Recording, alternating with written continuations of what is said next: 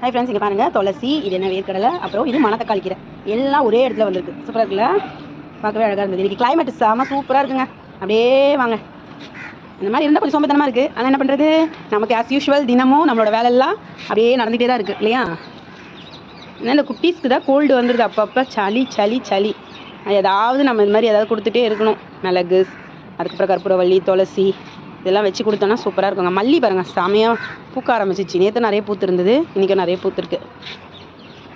மழை நல்லா பெஞ்சுது நேற்றெல்லாம், சரி மழை, அடி மழைனா அது வந்து நேற்று என்ன கிழமை, புதன்கிழமையா, புதன்கிழமை அடி மழை பெஞ்சுது.